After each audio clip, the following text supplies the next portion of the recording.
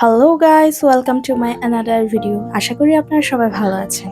আজকের ভিডিওটি অনেক ইন্টারেস্টিং হতে যাচ্ছে। আজকে আমি শেয়ার করতে যাচ্ছি আমাদের ট্রেডিশনাল পিঠার রেসিপি। আশা করি আপনাদের সবারই ভালো লাগবে।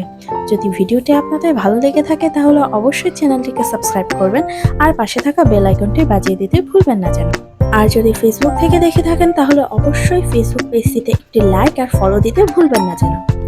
সো এই যে দেখতে পাচ্ছেন আমার আন্টিরা নারকেল কোড়াচ্ছেন আর নারকেল কাটা হচ্ছে ছোট ছোট করে।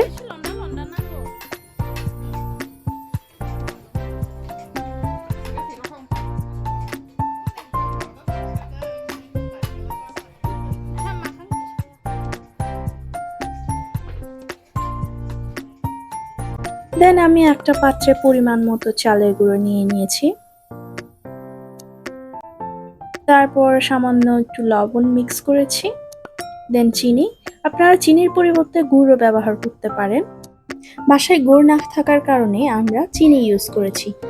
তারপর কুড়োনো নারকেল অ্যাড করে নিলাম।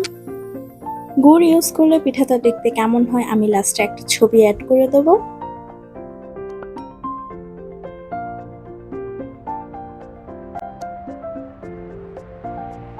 তারপর আমি শুকনো উপকরণগুলো সব মিক্স করে নিচ্ছি।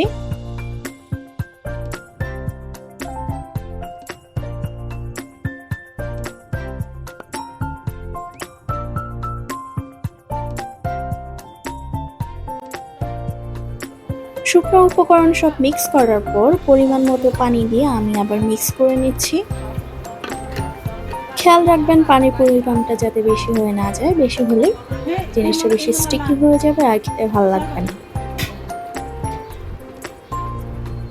ছোট পাত্রে আমার মিক্স করতে কষ্ট হচ্ছিল, তাই আমি বড় পাত্রে নিয়ে নিয়ে আবার মিক্স করেছিলাম। তারপর এই যে দেখতে পাচ্ছেন আমি কলা পাতার কোণ বানিয়ে সেটার মধ্যে চালের গুঁড়োটা ঢুকিয়ে দিয়ে সেটা ফোল্ড করে সিল করে দিচ্ছি।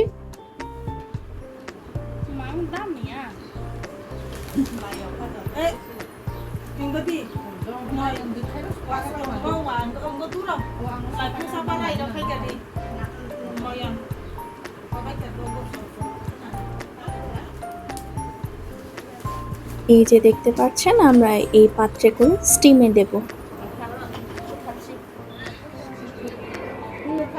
ফাইনালি পিঠাগুলো স্টিমের জন্য রেডি। এই যে দেখতে পাচ্ছেন পিঠাগুলো স্টিম হচ্ছে। স্টিম করার পর পিঠার লুকটা কিছুটা এরকম হবে। এটা গুড় অ্যাড করে বানিয়েছিলাম আগে, আর এটা গুড় ছাড়া। আজকের মতো এই পর্যন্তই, টাটা।